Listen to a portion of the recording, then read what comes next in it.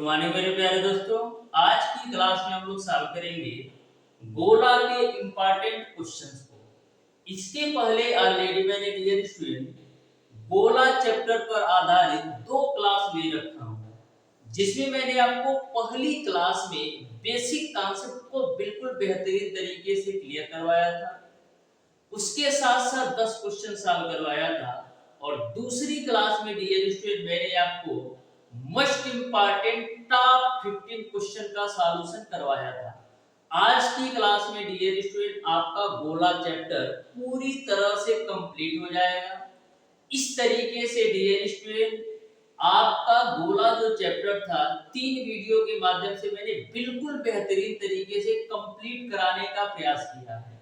यदि आप यह तीनों वीडियो अच्छी तरीके से देख लेते हो तो 100% गारंटी के साथ डियर स्टूडेंट गोला चैप्टर से किसी भी तरीके से किसी भी प्रकार से क्वेश्चन यदि आपसे पूछ लिया जाए तो आपसे छूटेगा नहीं। बहुत ही बेहतरीन तरीके से डियर स्टूडेंट मैंने इस चैप्टर को कंप्लीट करवाया है। प्रत्येक टाइप के क्वेश्चन को किस तरीके से तोड़ मरोड़ के एग्जामिनर क्वेश्चन पूछ सकता है, सारे क्वेश्चन का मैंने कॉम्बिनेशन लेकर पूरी तरह से सॉल्व करवा दिया है।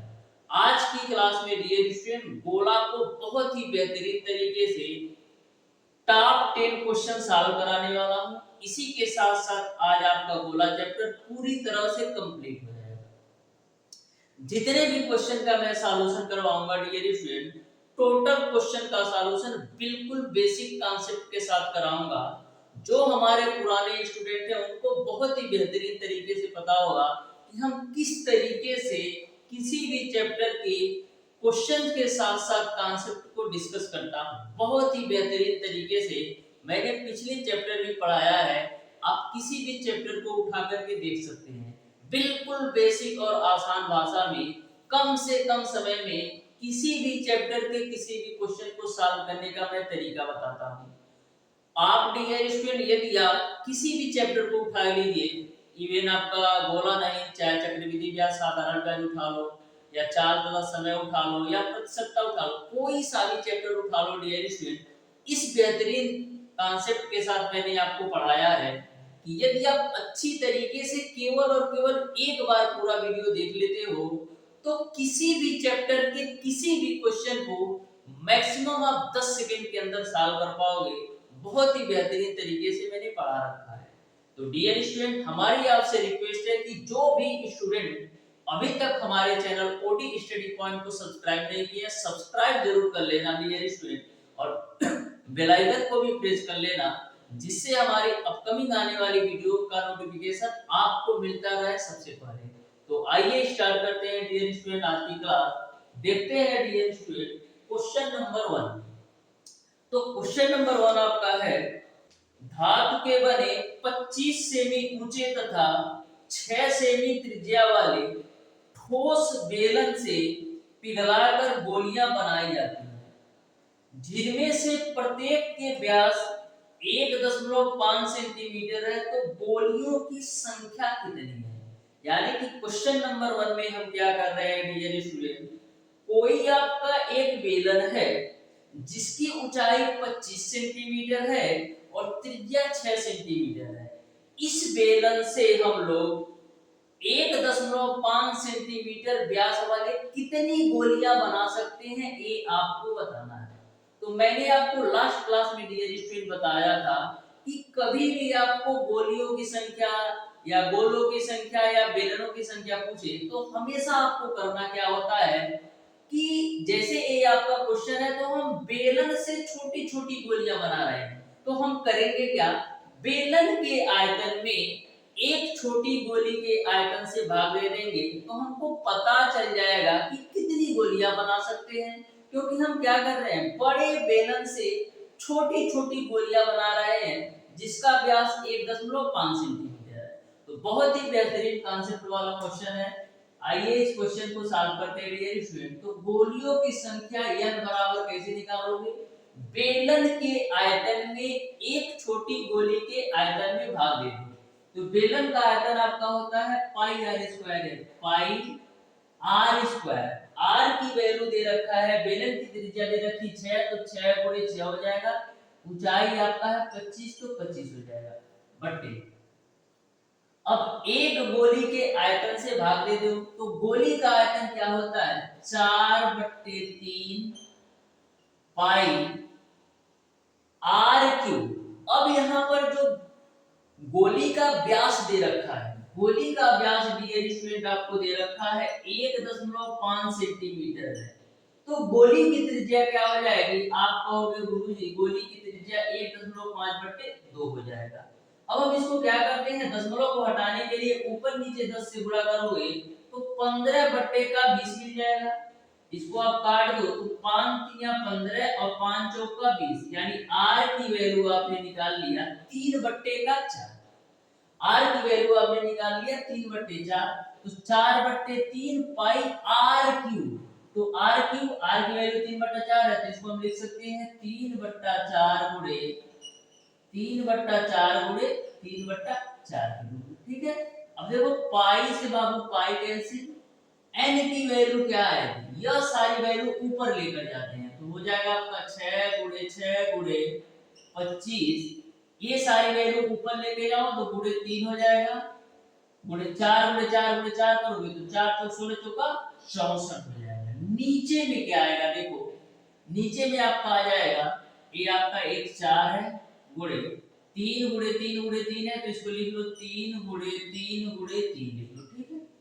अब देखो हम काटते हैं, 4 से काटोगे तो 16 बार में कटेगा। अब काट दो, 3 से काटोगे तो 3 दूना 6 बार में कटेगा, फिर 3 से काटोगे तो 3 दूना 6 बार में कटेगा, फिर 3 से इसको 3 को काट दो। अब n की वैल्यू क्या आएगी, तो यहां से 2 दूना 4 हो जाएगा, गुणे आपका हो जाएगा 25 हो जाएगा, गुणे आपका हो जाएगा 16, ठीक है ना। हो यहां तक आपको क्लियर है, यहां तक आपको सारी बातें अच्छी तरीके से समझ में आ गई होगी, ठीक है। यहां तक आपको सारी बातें अच्छी तरीके से समझ में आ गई होगी। अब देखिए n की वैल्यू आपका क्या आ जाएगी, 25 चौका 100 गुणे 16, तो 100 गुणे 16 करोगे तो 1600 आ जाएगा, यानी कि गोलियों की जो संख्या होगी वो आपका 1600 हो जाएगा। यानी कि उस बड़े से बेलन से हम छोटी छोटी 1600 गोलियां बना सकते हैं जिसका व्यास 1.5 सेंटीमीटर है, बिल्कुल सिंपल भाषा में। तो क्वेश्चन नंबर 1 का dear student option number A सही हो जाएगा। तो आप देख सकते हो कितना ही बेहतरीन क्वेश्चन था, बहुत ही सिंपल वे में मैंने सॉल्व कराया। बढ़ते हैं डियर स्टूडेंट क्वेश्चन नंबर 2 की तरफ। आपको प्रत्येक क्वेश्चन का सॉल्यूशन इस तरीके से कराऊंगा डियर स्टूडेंट कि आपको किसी भी क्वेश्चन में किसी भी प्रकार का डाउट और कंफ्यूजन नहीं होगा, बहुत ही बेहतरीन तरीके से सारे क्वेश्चन कराने वाला हूं। तो क्वेश्चन नंबर 2 आपका है डियर स्टूडेंट कि 18 सेमी व्यास वाले तांबे के किसी गोले से 4 सेमी व्यास वाला तार तैयार किया जाता है, तो तार की लंबाई बताओ। जो स्टूडेंट पुराना वीडियो यानी कि पार्ट 2 देखे होंगे, इसको मैक्सिमम 5 सेकंड में कर सकते हैं। देखो इसमें क्या बोला है कि 18 सेमी व्यास वाले तांबे के किसी गोले से हम लोग क्या कर रहे हैं, 4 मिमी व्यास वाला तार तैयार कर रहे हैं। यानी कि जो आपका तार है किस रूप में है, यदि मैं आपसे पूछूं कि जो आपका तार है वो आपका किस रूप में है, तो जो आपका तार है ना डियर स्टूडेंट कहीं ना कहीं एक बेलन के रूप में है। यह मैटर नहीं करता है कि उसका त्रिज्या कितनी है। जैसे मान लो ये आपका मार्कर तार है, तो इसकी लंबाई चाहे कितनी भी हो एक बेलन के ही शेप में है, एक बेलन के भी आकार में है। यानी कि इसमें किया क्या जा रहा है डियर स्टूडेंट, हम लोग एक गोले को बेलन का रूप दे रहे हैं। यानी ऐसे कंडीशन में जो गोले का आयतन होगा डियर स्टूडेंट बेलन के आयतन के बराबर होगा, क्योंकि हम गोला से बेलन के रूप में कन्वर्ट कर रहे हैं। तार तो आपका बेलन का ही रूप है। तो यहाँ पर डियर स्टूडेंट क्वेश्चन नंबर 2 को देखिएगा, तो यहाँ पर जो गोले का आयतन होगा बेलन के आयतन के बराबर होगा। तो गोले का आयतन क्या होता है 4/3 पाई आर क्यूब। आर की वैल्यू कितना दे रखा है, व्यास आपको दे रखा है 18 सेंटीमीटर, तो त्रिज्या कितना हो जाएगा 9 सेंटीमीटर, तो 9 गुणे 9 गुणे 9 बराबर बेलन का आयतन। तो बेलन का आयतन क्या होता है, पाई आर स्क्वायर एस। तो आर की वैल्यू आप देख पा रहे हो कि मिलीमीटर में दे रखा है, क्योंकि व्यास जो दे रखा है डियर स्टूडेंट, वो आपको दे रखा है कितना, व्यास जो दे रखा है डियर स्टूडेंट वो आपको दे रखा है 4 मिलीमीटर। देखो व्यास दे रखा है 4 मिलीमीटर, तो त्रिज्या आपका हो जाएगा 2 मिलीमीटर। अब 1 सेंटीमीटर में डियर स्टूडेंट आपका कितना होता है, 10 मिलीमीटर। 1 सेंटीमीटर में 10 मिलीमीटर होता है, तो 1 मिलीमीटर में क्या होगा, 1/10 सेंटीमीटर। यानी कि यदि हमको मिलीमीटर को सेंटीमीटर में चेंज करना होगा तो इसमें हम 10 से भाग दे देंगे, तो आपका क्या हो जाएगा, r की जो वैल्यू आ जाएगी 2/10 सेंटीमीटर हो जाएगा। ये बात आपको समझ में आ गया होगा, क्योंकि आपका जो व्यास दे रखा है 4 मिलीमीटर है, तो त्रिज्या आपका क्या हो जाएगा, 2 मिलीमीटर। अब मिलीमीटर को सेंटीमीटर में चेंज करने के लिए मैंने 10 से भाग दे दिया, यानी जो त्रिज्या है 2/10 सेंटीमीटर हो जाएगी। तो 2/10 पाई आर स्क्वायर, यानी कि 2/10 गुणे 2/10 गुणे h हो जाएगा। ठीक है, इसी को कैलकुलेट कर लो। पाई से पाई कैंसिल, 2 दूना 4 से 4 कैंसिल, और क्या कटने वाला, और कुछ नहीं कटेगा, 3 त्रिका 9। ठीक है, तो कितना आपका हो जाएगा, 9 त्रिक 27 गुणे का 9, और 10 दही हम 100 से भी गुणा कर दो तो h की वैल्यू आ जाएगी। तो देखो कितना होगा, 9 7 63 को 3, और 9 दूना 18 और 6 कितना होता है, 18 और 6 आपका होगा 24। ठीक है, तो 243.00 सेंटीमीटर आ जाएगा, यानी कि जो तार की लंबाई होगी 24,300 सेंटीमीटर होगा। इस तरीके से क्वेश्चन नंबर 2 का ऑप्शन नंबर ए ही सही हो जाएगा। तो देख सकते हो कितना बेहतरीन क्वेश्चन ये भी था। बढ़ते हैं डियर स्टूडेंट क्वेश्चन नंबर 3 की तरफ। तो ध्यान से समझिएगा क्वेश्चन नंबर 3 को भी, बिल्कुल सिंपल और आसान वे में सारे क्वेश्चन के कॉन्सेप्ट बताऊंगा, जिससे आपको किसी भी क्वेश्चन में डाउट और कंफ्यूजन ना रहे। तो क्वेश्चन नंबर 3 आपका है कि किसी खोखले गोले की बाहरी त्रिज्या r1 है तथा आंतरिक त्रिज्या r2 है। इसको दो बराबर भागों में काटकर दो अर्धगोले बनाए गए हैं। एक अर्धगोले का संपूर्ण पृष्ठ बताना है। यानी कि क्वेश्चन को तोड़ मरोड़ के पूछा है, लेकिन जो फाइनल आपको ज्ञात करना है अर्धगोले का संपूर्ण पृष्ठ ज्ञात करना है। लेकिन ध्यान में रखिएगा, जो आपका गोला है खोखला अर्धगोला है, क्योंकि क्वेश्चन में स्टार्टिंग में ही बोल दिया गया है कि किसी खोखले गोले की बाहर त्रिज्या r1 है और आंतरिक त्रिज्या r2 है। इसको हम दो बराबर बराबर भागों में काट देते हैं। ठीक है, तो आपसे पूछा जा रहा है कि अर्धगोले का संपूर्ण पृष्ठ। जब आप खोखले गोले को दो बराबर बराबर भागों में काटोगे ना, तो कुछ इस तरीके से उसका शेप बनेगा। ध्यान से देखना, इस तरीके से बनेगा, ए यूं। ठीक है, ए यूं, ए यूं, और इसका यूं, और इसका यूं। ठीक है, तो जब खोखले गोले को आप दो बराबर बराबर भागों में काटोगे तो एक अर्धगोले का जो शेप होगा, जो आकृति होगी, इस तरीके से होगी। अब क्वेश्चन में बोल रखा है कि जो बाहर त्रिज्या है r1 है, तो बाहर त्रिज्या कौन सी है, यहां से लेकर के यहां तक। बाहरी त्रिज्या यही तो है, यहां से लेकर यहां तक। तो बाहरी त्रिज्या दे रखा है r1 और आंतरिक त्रिज्या दे रखा है r2। तो जो आपका आंतरिक त्रिज्या होगा डियर स्टूडेंट, यहां से लेके केवल यहां तक होगा। यानी हम नामकरण करें तो O से केवल A तक आपका आंतरिक त्रिज्या होगा। इसी का आपको संपूर्ण पृष्ठ ज्ञात करना है। तो आपको पता है कि अर्धगोले का जो संपूर्ण पृष्ठ होता है वो आपका क्या होता है, 3 पाई r1 का स्क्वायर। r1 का स्क्वायर क्यों हुआ, क्योंकि मैंने अभी केवल और केवल बाहरी त्रिज्या लिया है, क्योंकि बाहर त्रिज्या दे रखा है r1। तो बाहरी त्रिज्या के हिसाब से जो अर्धगोले का संपूर्ण पृष्ठ होगा 3 पाई r1 स्क्वायर प्लस का। यहाँ पर खोखले गोले की बात की जा रही है, इसीलिए डियर स्टूडेंट ये आपका अंदर का एरिया भी आएगा, ये अंदर का आपका एरिया भी आएगा। इस बात को आप ध्यान रखिएगा। ये तो आपका खोखले गोले का संपूर्ण पृष्ठ हो गया, खोखले अर्धगोले का संपूर्ण पृष्ठ हो गया, लेकिन गोला आपका खोखला है, इसलिए संपूर्ण पृष्ठ के साथ जो अंदर का आपका एरिया है ना, छोटे वाले त्रिज्या का, वो भी आपका क्षेत्रफल आएगा। तो क्षेत्रफल क्या होता है, पाई आर स्क्वायर, पाई और इसकी त्रिज्या आपने देखा है r2, तो r2 का होल स्क्वायर, तो यही आपका संपूर्ण पृष्ठ हो जाएगा। इस तरीके से क्वेश्चन नंबर 3 का ऑप्शन नंबर सी सही हो जाएगा। बढ़ते हैं डियर स्टूडेंट क्वेश्चन नंबर 4 की तरफ, ध्यान से देखिएगा कितना सिंपल और आसान क्वेश्चन है। बोला है एक अर्धगोला एवं एक शंकु समान आधारों पर खड़े हैं, ठीक है, तथा शंकु की ऊंचाई आधार के व्यास के बराबर है, तो अर्धगोला एवं शंकु के आयतन में अनुपात बताओ। देखो किस तरीके से क्वेश्चन पूछा है। बोला है कि एक अर्धगोला के ऊपर आपका शंकु खड़ा है, तो लो भैया मैं शंकु खड़ा ही कर देता हूं इस तरीके से, वहीं ए दिस, ठीक, ये मैंने अर्धगोला के ऊपर शंकु खड़ा कर दिया। अब क्वेश्चन पर आया, यदि शंकु की ऊंचाई व्यास के बराबर है तो अर्धगोला एवं शंकु के आयतन में अनुपात बताओ।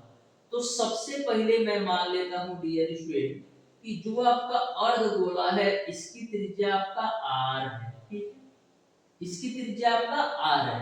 क्वेश्चन में ऐसा बोला जा रहा है, तो यदि त्रिज्या r है, यदि त्रिज्या r है डियर स्टूडेंट, तो यदि मैं बात करूं कि अर्धगोले का व्यास कितना होगा, तो गुरुजी त्रिज्या r है तो अर्धगोले का जो व्यास होगा वो आपका 2r होगा, क्योंकि त्रिज्या का दोगुना तो ही व्यास होता है, तो व्यास आपका 2r हो जाएगा, ठीक है।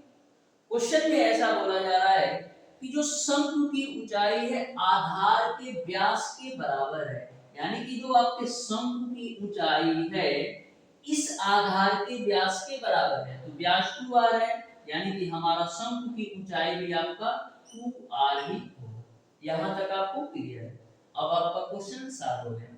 आपको बताना है कि अर्धगोले एवं शंकु के आयतन में अनुपात है, तो अर्धगोले का आयतन क्या होता है, 2/3 पाई आर की अनुपाते शंकु का आयतन क्या होता है, 1/3 पाई आर स्क्वायर। शंकु का भी त्रिज्या आपका वही होगा जो आपके अर्धगोले की त्रिज्या होगा, इस बात को आप ध्यान में रखिएगा, क्योंकि समान आधार दोनों के हैं, यानी एक ही आधार पर आपका शंकु भी है और उसी आधार पर आपका अर्धगोला भी है, तो त्रिज्या आपका दोनों के समान होगी।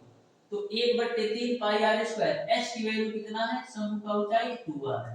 अब देखो काट लो, 3 से 3, पाई से पाई, है 2 से 2 काट लो, आर क्यू से यहाँ पर आपका आर क्यू कैंसिल होगा, तो अनुपात क्या आएगा, 1:1।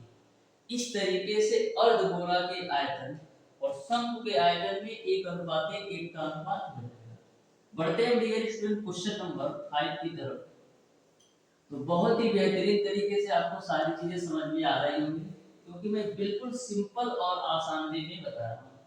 तो क्वेश्चन नंबर 5 आपका है, एक गोले की त्रिज्या हम 50% वृद्धि करने पर उसके आयतन में कितने प्रतिशत की वृद्धि होगी। यदि हम एक गोले की त्रिज्या को 50% की वृद्धि कर देते हैं तो उसके आयतन में कितने प्रतिशत की वृद्धि होगी। तो सबसे पहले डियर स्टूडेंट मैं मान लेता हूं कि जो गोले की प्रारंभिक त्रिज्या थी वो आपका 100 था। मैंने मान लिया कि गोले की जो प्रारंभिक त्रिज्या थी वो आपका 100 था। क्वेश्चन में बोला जा रहा है कि गोले की त्रिज्या में 50% की वृद्धि कर देते हैं, तो यदि आपका प्रारंभिक त्रिज्या 100 है तो 50% की वृद्धि करोगे तो आपकी जो नई त्रिज्या हो जाएगी वो आपका 150 हो जाएगी। मैंने क्या माना कि प्रारंभिक त्रिज्या 100 है, इस त्रिज्या में हम 50% की वृद्धि करेंगे तो जो नई त्रिज्या होगी वो आपका 150 हो जाएगी। इसको 60 कर लो तो 50 गुना 100, अब 50 दिया 150, यानी कि जो प्रारंभिक त्रिज्या है 2 के बराबर है और जो 50% वृद्धि के बाद त्रिज्या है वो आपका 3 के बराबर है। अब क्वेश्चन सिंपल हो गया। अब देखो जब त्रिज्या आपकी 2 थी तो आयतन निकाल दो, तो आयतन क्या होगा, 4/3 पाई आर क्यू, यानी 2 का होल क्यूब से आपका कितना बढ़ रहा है, यहाँ पर जब त्रिज्या 3 हो जा रही है तब आयतन निकाल लो, तो 4/3 पाई 3 का होल क्यूब। देखो 4/3 पाई से 4/3 पाई कैंसिल, 2 का क्यूब करोगे तो 8 मिलेगा, 3 का क्यूब मिलेगा तो 27 मिलेगा। ठीक है, अब देखो हमारा जो आयतन पहले था वो आपका 8 था। अब 50% की त्रिज्या में वृद्धि करने के बाद हमारा जो नया आयतन हो रहा है 27 हो रहा है। पहले जो आयतन था वो 8 था, त्रिज्या में 50% की वृद्धि करने के बाद नया आयतन आपका 27 हो जाता है। तो कितने की वृद्धि हो रही है? तो आप कहोगे 19 की वृद्धि हो रही है। किससे? 8 से। परसेंटेज में चेंज करने के लिए 100 से गुणा करो, तो 4 गुना 8, 4 25 सही है 100। कैलकुलेट करो तो 25, 19 पचे 95 को 5, ठीक है 9 हासिल। अब 19 दूना 38 और 9 कितना होता है? 47 बट्टे का आपका 2 हो जाएगा। 2 से कैलकुलेट कर लो तो 2 दूना 4, 2 तीन 6, 2 सत्ते 14, 2 पचे 10, यानी कि 237.5% की आयतन में वृद्धि हो जाएगी। इस तरीके से क्वेश्चन नंबर 5 का ऑप्शन नंबर डी सही है। क्वेश्चन नंबर 6 को आप ध्यान से देखिएगा, बहुत ही बेहतरीन, बहुत ही सिंपल और बहुत ही आसान सा क्वेश्चन है। प्रत्येक क्वेश्चन डियर स्टूडेंट आपको बहुत ही बेहतरीन कॉन्सेप्ट सिखाकर जाएगा। आप ध्यान से क्वेश्चन को समझिएगा ना, तो इस तरीके से मैं आपको प्रत्येक चैप्टर पढ़ा दूंगा कि एग्जामिनर वहां तक सोच भी नहीं सकता, वहां तक मैं बहुत ही बेहतरीन तरीके से आपको तैयार कर दूंगा। तो क्वेश्चन नंबर 6 आपका है डियर स्टूडेंट, एक ठोस गोले को पिघलाकर 0.5 सेंटीमीटर त्रिज्या का तार खींचा जाता है। ठीक है, गोले की त्रिज्या 9 सेंटीमीटर है, तो तार की लंबाई बताना है। यानी कि यहाँ पर इस क्वेश्चन में हम एक गोले से बेलन का रूप दे रहे हैं, क्योंकि आपका जो तार है कहीं ना कहीं आपका एक बेलन के रूप में है। तो हम क्या कर रहे हैं, एक गोले से बेलन को तैयार कर रहे हैं। क्यों? क्योंकि बेलन जो आपका है कहीं ना कहीं तार जो आपका है बेलन के रूप में है। यानी कि ऐसे कंडीशन में हम करते क्या हैं, बेलन के आयतन को गोले के आयतन के बराबर कर देते हैं। तो यहाँ पर हम बात करें कि गोले का आयतन क्या होगा, तो आप कहोगे 4/3 पाई, गोले की त्रिज्या कितना दे रखा है 9 सेंटीमीटर, तो गुणे 9 गुणे 9 गुणे 9, यानी कि 4/3 पाई आर क्यूब हो गया, बराबर हो जाएगा आपका बेलन के आयतन के बराबर, क्योंकि आपका जो तार है बेलन के रूप में है। तो आपका हो जाएगा पाई आर स्क्वायर। आर की वैल्यू कितना दे रखा है 0.5 सेंटीमीटर। 0.5 सेंटीमीटर को आप क्या लिख सकते हो, 1/2 गुणे 1/2 गुणे आपका h। ठीक है, अब देखो काट दो, पाई से पाई कुर्चे में, ठीक है 3 से काटो तो 3 3 का 9, तो मिल जाएगा आपको कितना 4 3 12 गुणे 9 9 81 बराबर 1/4 इनटू का h। ठीक है, तो गुणा कर दो तो h की वैल्यू कितनी आ जाएगी 12 चौक 48 गुणे 81। ठीक है, यही आपका आंसर होगा। तो कैलकुलेट करो कितना आएगा 48 गुणे 81। देखो कैलकुलेशन सिंपल कैसे बनाएंगे हम, 48 को हम लिख देते हैं 50 माइनस का 2 इंटू का कर दो 81। अब देखो 50 माइनस का 2 इंटू का 81 होगा, 81 का गुणा 50 में कराओ तो 5 कम 5 ठीक 40, एक तो जीरो चिपका दो, माइनस का 81 गुणे 2 करोगे तो 162 आ जाएगा। 10 में से 2 जाएगा आपका 8 मिलेगा। ठीक है, और यहाँ पर आपका बचा कितना 4, 14 में से 6 जाएगा आपका 8 मिलेगा।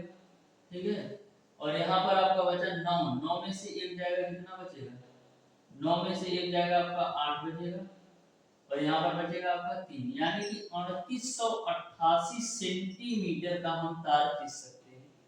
3888 सेंटीमीटर का हम तार खींच सकते हैं।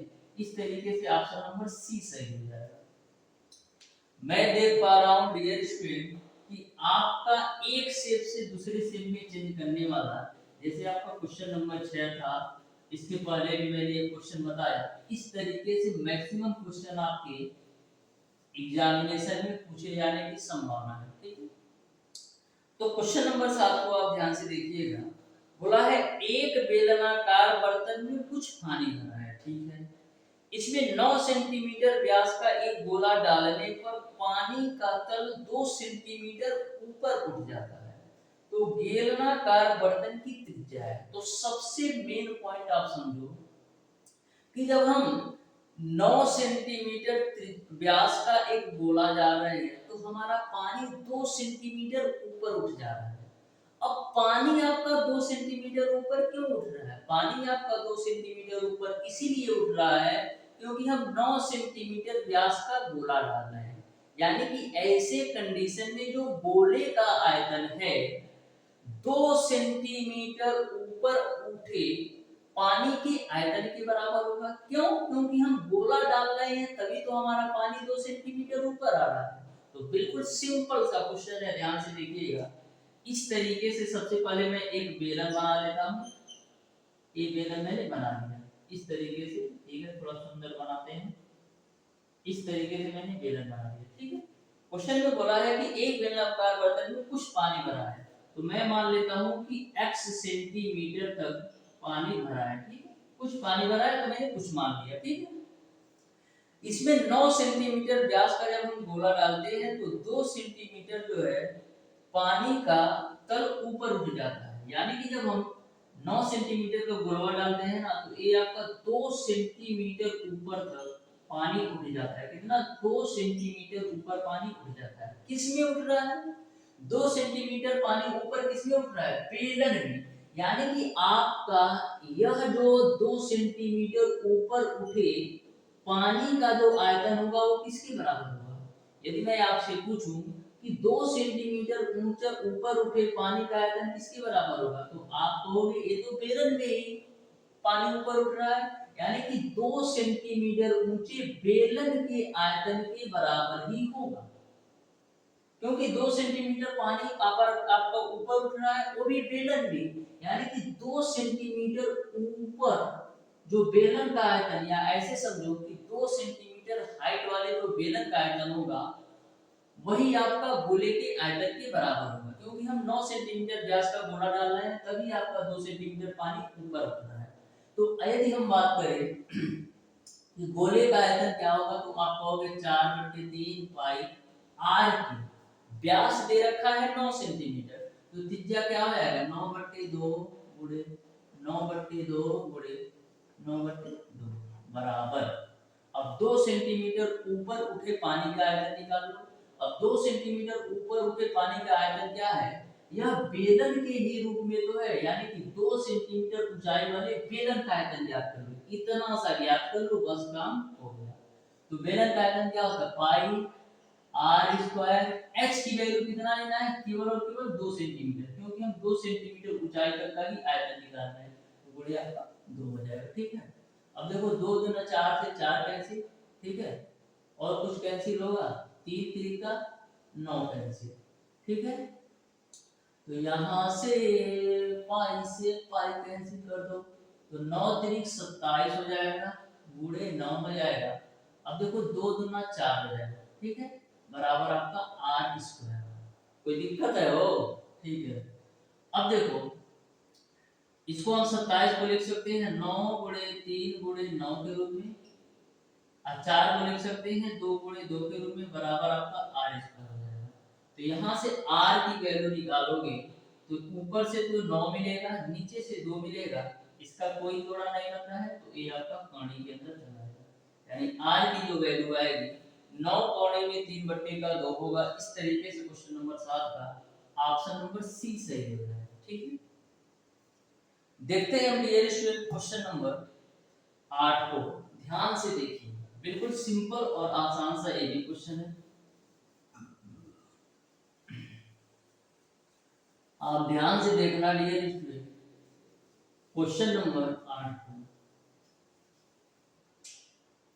तो क्वेश्चन नंबर 8 आपका है, एक अर्धगोला को पिघलाया गया तथा शंकु के आकार में पुनः निर्मित किया गया, जिसकी त्रिज्या r है और अर्धगोले की त्रिज्या के बराबर है। यानी कि एक बात इन्होंने स्पष्ट कर दिया कि जो आपका शंकु की त्रिज्या है वही त्रिज्या आपका अर्धगोले का है, क्योंकि इन्होंने बोल रखा है जिसकी त्रिज्या r अर्धगोले की त्रिज्या के बराबर है।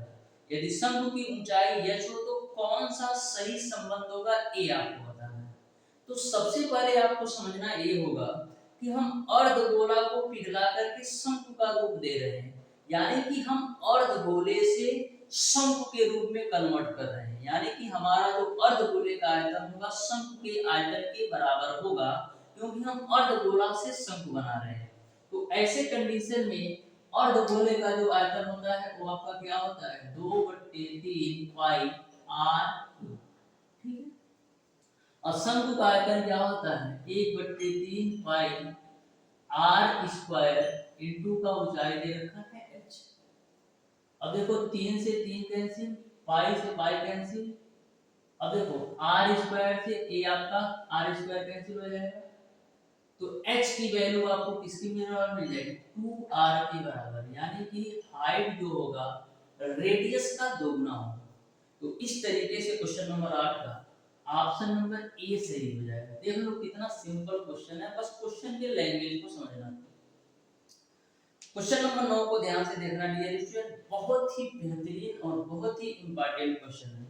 बोला है यदि एक गोले की त्रिज्या 2 सेंटीमीटर बढ़ाया जाता है तो उसका पृष्ठीय क्षेत्रफल 352 सेंटीमीटर स्क्वायर बढ़ जाता है, तो परिवर्तन से पूर्व गोले की त्रिज्या ज्ञात कीजिए।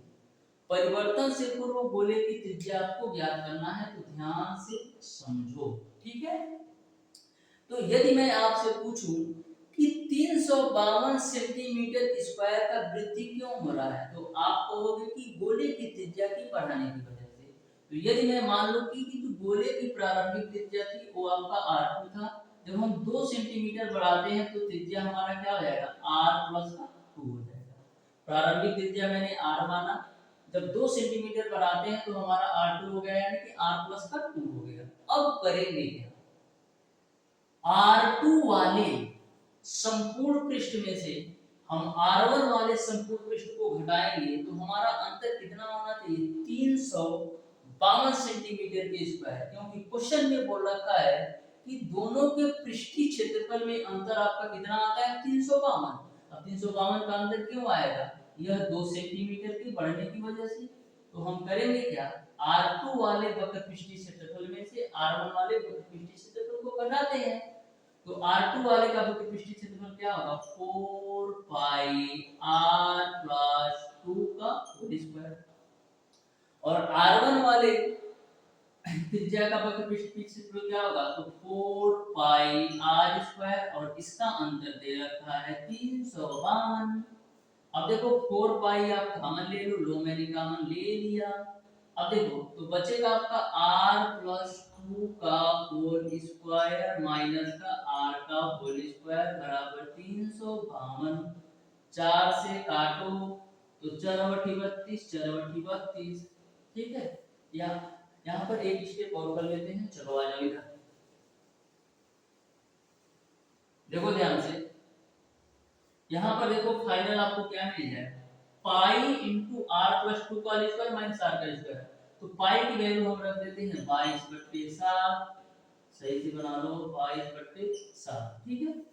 अब देखो यहाँ पर a square minus b square के रूप में है, तो a square minus b square को आप क्या लिखते हो, एक ब्रैकेट में a प्लस b, यानी आपका हो जाएगा r+2 प्लस r, एक ब्रैकेट में a माइनस b यानी r+2 माइनस r, जिसकी वैल्यू आपने निकाला है 88। तो लो जी भैया 88, 22 चौको 88।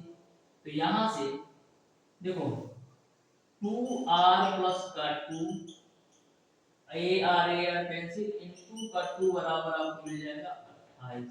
2 से काटो 14 बार में कटेगा, तो मिल जाएगा आपको 2r प्लस का 2 बराबर 14। तो r की वैल्यू निकालोगे तो 6 सेंटीमीटर आ जाएगा, यानी कि जो त्रिज्या की वैल्यू होगी वो आपका 6 सेंटीमीटर हो जाएगा, यानी ऑप्शन नंबर डी सही हो जाएगा। तो देख लो कितना बेहतरीन क्वेश्चन है, बिल्कुल सिंपल वे में मैंने साफ करा दिया है।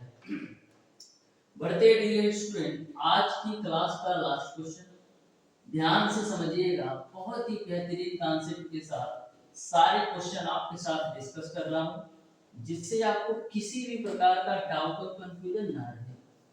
तो क्वेश्चन नंबर 10 को आप ध्यान से देखिएगा। बोला है एक 10 सेंटीमीटर ऊंचाई तथा 20 सेंटीमीटर त्रिज्या वाले आधार के शंकु को 4 सेंटीमीटर व्यास वाली गेंदों में परिवर्तित किया गया है, तो गेंदों की संख्या बताना है। तो क्वेश्चन नंबर 10 में किया गया जा रहा है डियर स्टूडेंट कि हम एक बड़े से शंकु से गेंद बना रहे हैं। गेंद किस रूप में है? गेंद आपका तो गोला के ही रूप में है। यानी कि हम क्या कर रहे हैं कि एक शंकु को हम लोग क्या कर रहे हैं 4 सेंटीमीटर व्यास वाले छोटे छोटे गेंदों में कन्वर्ट कर रहे हैं। तो यहाँ पर आपको गेंदों की संख्या बताना है। तो गेंदों की संख्या कैसे निकालते हो? गेंदों की संख्या निकालने के लिए हम क्या करेंगे, शंकु के आयतन पे एक छोटे वाले गेंद के आयतन से भाग दे दो। तो शंकु का आयतन क्या होता है 1/3 पाई। शंकु की त्रिज्या इन्होंने दे रखा है 20 सेंटीमीटर, तो 20 गुणे 20 गुणे ऊंचाई शंकु का कितना है 10, तो गुणे 10 हो जाएगा बट्टे एक गेंद का आयतन निकाल लो। तो एक गेंद का आयतन कितना होगा, एक गेंद का आयतन निकाल लो। व्यास दे रखा है 4 सेंटीमीटर गेंद का, तो गेंद का आयतन कितना होता है 4/3 पाई। यदि व्यास दे रखा है 4 सेंटीमीटर तो त्रिज्या आपका 2 हो जाएगा, तो 2 गुणे 2 गुणे 2 लिख लो, ठीक है ना। हो 4/3 पाई आर क्यूब हो गया। अरे पाई से पाई कैंसिल, 3 से 3 कैंसिल, ठीक है। n बराबर क्या आ जाएगा 20 गुणे 20 गुणे 20।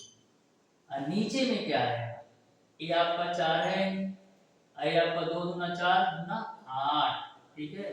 4 दूना 8, 4 पचे 20, 4 पचे 20, ठीक है। 2 दहिया में 20, ठीक है ना। हो कोई दिक्कत? पाई से पाई काट दिया, 3 से 3 काट दिया। ओहो ये आपका 10 है ना, तो इसको आप 10 करो बाबू। तो जब इसको आप 10 करोगे तो 2 25 10 हो जाएगा, ठीक है। तो n की वैल्यू कितनी हो जाएगी 5 गुणे 5 गुणे 5 यानी 125। इस तरीके से 4 सेंटीमीटर व्यास वाले हम 125 गेंद बना सकते हैं। यानी क्वेश्चन नंबर 10 का ऑप्शन नंबर डी सही है। इस तरीके से डियर स्टूडेंट आज की क्लास में मैंने आपको बताया है गोला के महत्वपूर्ण 10 क्वेश्चन को, जो कि प्रत्येक क्वेश्चन को बहुत ही बेहतरीन तरीके से बताने का प्रयास किया है। फिर भी डियर स्टूडेंट यदि आपको किसी भी क्वेश्चन में किसी भी प्रकार का डाउट और कंफ्यूजन हो तो आप हमें कमेंट बॉक्स में कमेंट करके जरूर बताइएगा। मिलते हैं डियर स्टूडेंट नेक्स्ट क्लास में, तब तक के लिए धन्यवाद।